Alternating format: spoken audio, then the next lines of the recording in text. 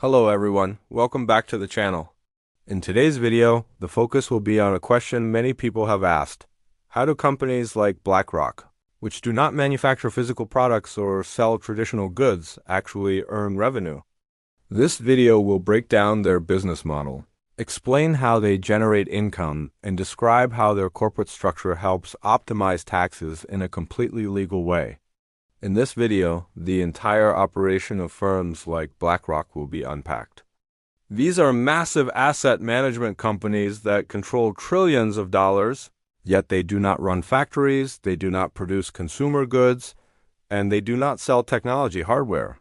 Instead, their business revolves around managing money, offering investment products, and creating financial structures that benefit both clients and the company itself. By the end of this video, viewers will have a clear understanding of how firms like BlackRock work, where their revenue comes from, and how their structure is designed to reduce tax liabilities. Companies like BlackRock operate as asset managers. Their core activity is managing investments on behalf of clients such as governments, pension funds, corporations, banks, insurance companies, and even retail investors. These clients hand over capital, and the asset manager's job is to invest that capital into different financial instruments to achieve specific goals such as minimizing risk, maximizing return, or tracking an index. Revenue is primarily generated through fees. Every product or service offered has an associated fee. The most common fee type is the Assets Under Management fee, also known as the AUM fee. For example, if a client invests $1 billion into one of BlackRock's funds, the company charges a small percentage each year for managing that money. Even if the fee is only a fraction of a percent, the enormous scale of assets under management means billions of dollars in recurring revenue. Another revenue source comes from performance fees that apply when an actively managed fund outperforms a benchmark. In addition to this, companies like BlackRock earn revenue through advisory services, risk management technology, and special platforms such as Aladdin. Aladdin is an integrated software system that provides analytics, risk modeling, and portfolio management tools. Clients pay subscription-style fees to use this technology, adding another stable revenue stream. Index funds and ETFs also play a major role.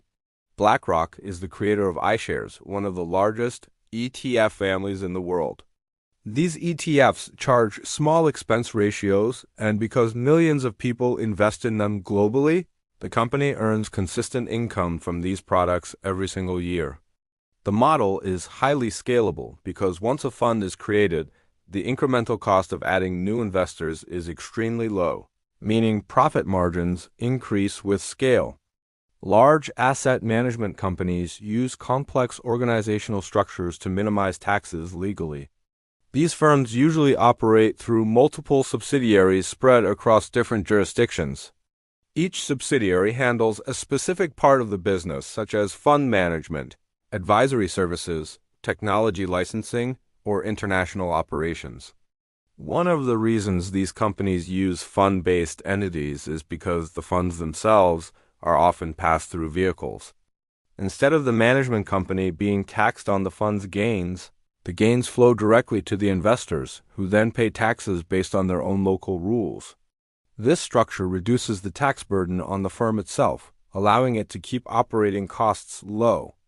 In many cases, asset managers establish certain fund entities in jurisdictions with favorable tax treaties or exemptions.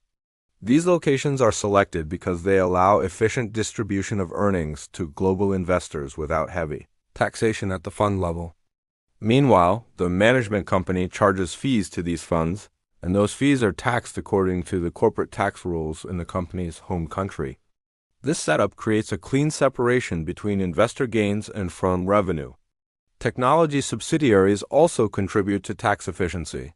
When a firm licenses its software or intellectual property to international branches, those branches pay royalties to the technology entity.